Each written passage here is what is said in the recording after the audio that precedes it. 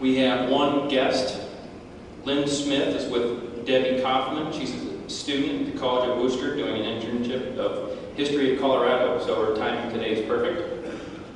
If you could please stand with Debbie.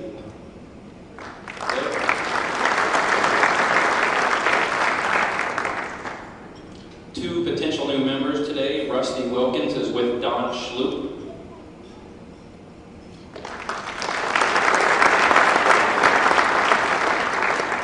Carter Sales brought Susan Fisher. She's with Employment and IP Litigator.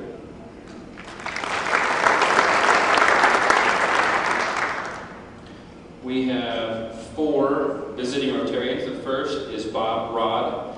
He just finished his presidency at the East NT Club. He also has a flag for us. If you'd like to come up.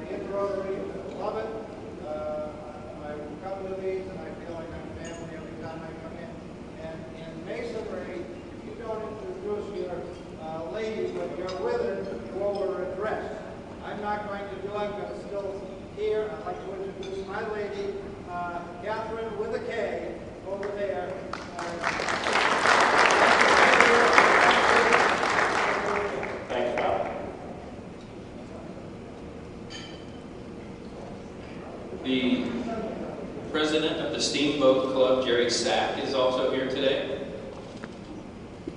Where's Jerry? No.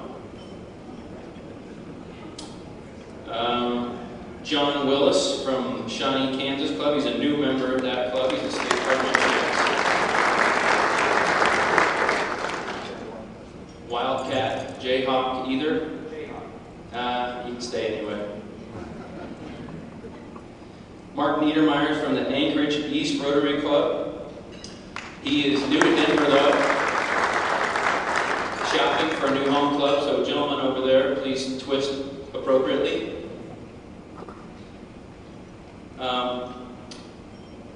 Relative to the 4th of July that just passed, hope everybody had a great weekend. What did one flag say to the other? Nothing, and just waved. What dance was popular in 1776? Independence. What did King George think of the American colonists? He thought they were revolting.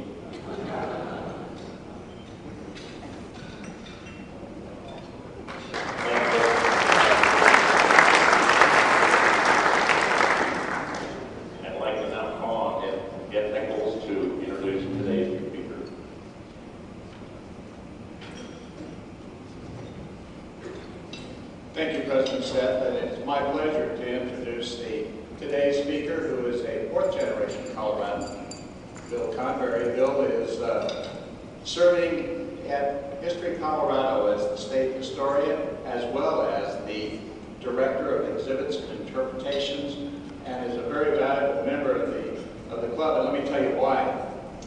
As we look at his background, he's got a BA in history from CU, a master's in history and both American and public history from UC Denver. He's working to complete his PhD on American Western history and U.S. history at the University of New Mexico. He's quite a published individual, and that experience has served us well at History Colorado. He's published in many different formats, and I'm not going to go through all the works because we'd be here all afternoon, but let me tell you some of the types of publications he's been involved in. He's created his own first-person historic interpretation when he was at Penn Sport. He's worked on conference papers, created conference papers such as the one about mining camp life and labor violence during the Great Coal Strike for the Trinidad Conference that was taking place down in 2002 in Trinidad.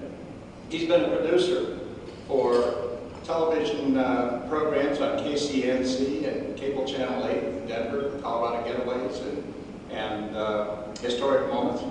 He's written definitive works, including one that is one that many of you may have been familiar with, on J.K. Mullen, the Irish immigrants, J.K. Mullen, tycoon and philanthropist. And that one served as a conference paper for the annual Western History Association conference down in Colorado Springs in 2002. He's written context reports such as the one on Colorado ranch architecture before 1920. Most recently, though, and this you may have all seen, he was a consultant and editor on the Jim Havey production in 2010 about Union Station, Portal of Progress. And most recently, he has been a consultant and a guest for the National Geographic and Shine TV performance of a cold case mystery, which is going to be aired in October, so we'll hear a little bit more of that, I hope, as he comes forward. His work experience is varied. I'm not going to go through it all, but he has some great jobs that I wish I'd heard of by the time that I was, well, let's say before this day and age. He worked as an interpreter at Penn Sport. He actually served as a resident ghost in a ghost town for the Aspen Historical Society. I want to hear more about that. Associate curator of manuscripts and newspapers at the Historical Society, and has served as an instructor at both Metro and UC Denver. Let me introduce Bill Convery. Today he's going to talk to us a little bit about some of the more controversial choices of the official state symbols and explore the value of state symbolism. Let me welcome Bill Convery.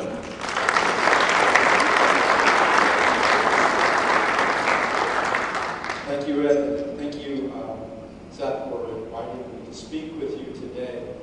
I speak a lot as the state historian for History Colorado, the Colorado Historical Society, but I always like to know a little bit about my audience's level of knowledge about the subject at hand, because I never want anybody, my audience, to know more about this than I do. If you do know more about state symbols than I do, then I welcome you to come up and shout out your levels as we go. But first, a quick quiz. What is Colorado's state tree? There's no prize for this one. Blue spruce, good. What about our state mountain?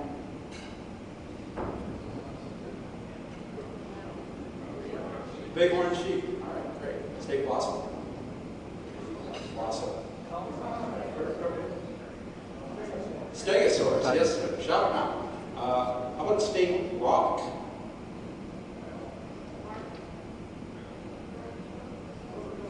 Our state mineral is the rhodochrosite. What about our state rock?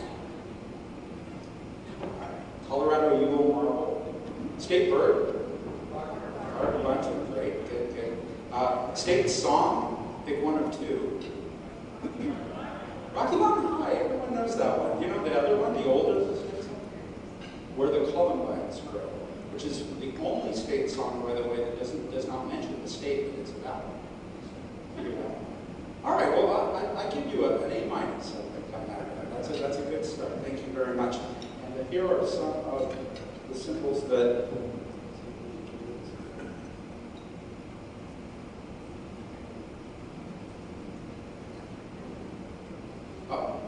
stuck.